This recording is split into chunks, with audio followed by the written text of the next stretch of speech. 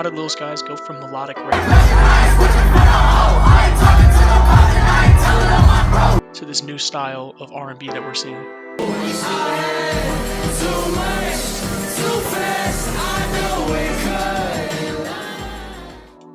Firstly, let's take a look at how Lil Skies got to where he was in 2018. Demetrius Christopher Foose was born on August 4th, 1998 in Chambersburg, Pennsylvania. In Pennsylvania, he was introduced to music by his father, Michael Burton Jr., a hip-hop artist formerly known as Dark Skies.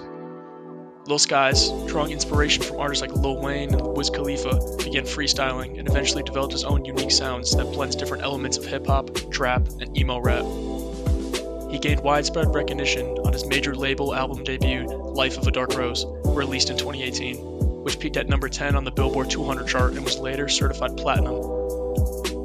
Lil Skies' rapid ascent in the music industry can largely be attributed to his strategic use of SoundCloud, a platform that has launched the careers of many artists. In 2017, he released tracks like Red Roses and Nowadays, both featuring Landon Cube, which resonated with listeners and showcased his ability to blend catchy hooks with emotional depth. The success of these tracks caught the attention of Atlantic Records, with whom he signed with in 2017.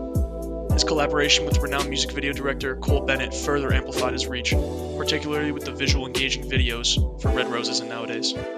Following the momentum from his SoundCloud success, Lil Skies continued to build his career with the release of his studio debut album Shelby in 2019, named in honor of his mother.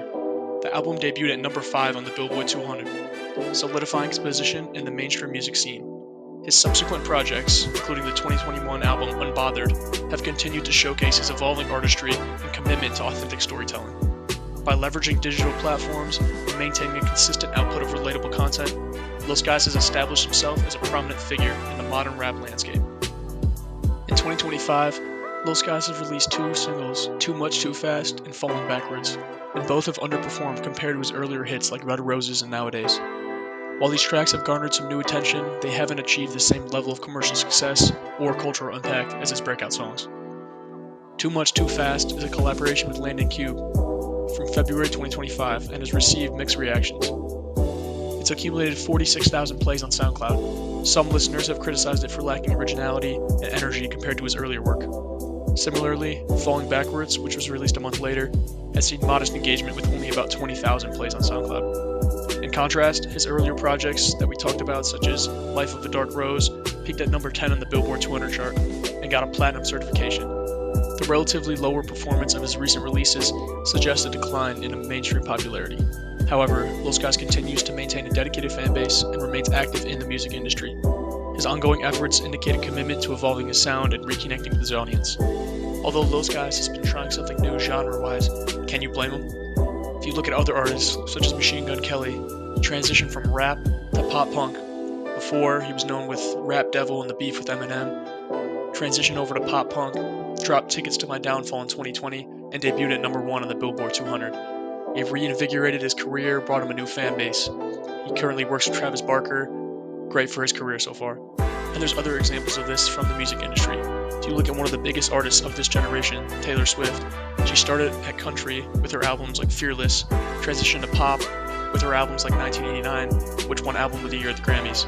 The most recent example of this would be Post Malone, who started his career in the music industry with hip-hop and R&B, with songs like White Iverson putting him on the map. He then transitioned to a rock and pop crossover with his albums Hollywood's Bleeding and Beer Bongs and Bentleys, which had major names such as Ozzy Osbourne, Nicki Minaj, people all around the industry.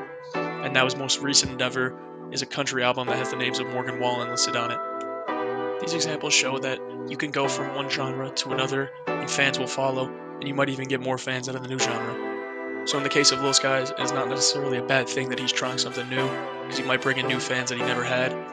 And again, it is his first couple of releases, so there's definitely potential there in these new genres. With every good example, though, there is some bad examples of people trying to switch genres or rebrand their image. One example of this is Lil Xan, who blew up on the map with his hit Betrayed, and also had some other big songs with Diplo, Colorblind. At the end of the day, he tried to rebrand his name to Diego and even release an album titled Diego as his stage name. But to this day, I don't know anyone that would call him Diego. I think he's just known now in the industry as Lil Xan. In 2025, Lil Skies is actively reshaping his musical journey, embracing a new direction that reflects both personal growth and artistic evolution. After parting ways with Atlantic Records in 2023, he's released one mixtape and now a couple singles in 2025.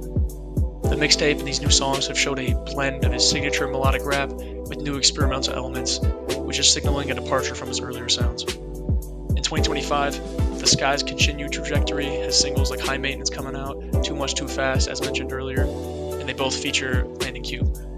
These tracks indicate his willingness to explore new musical landscapes while maintaining the emotional lyricism that garnered his fan base in the first place. His Too Much Too Fast tour is going across 16 US cities, underscores his commitment to reconnecting with the audience and reestablishing his presence in the music scene that we haven't seen these past couple of years. This transition to this genre, while bold, carries both potential risks and rewards.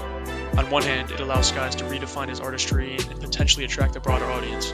On the other, it may challenge the expectations of longtime fans accustomed to his earlier style, and he might lose some fans along the way.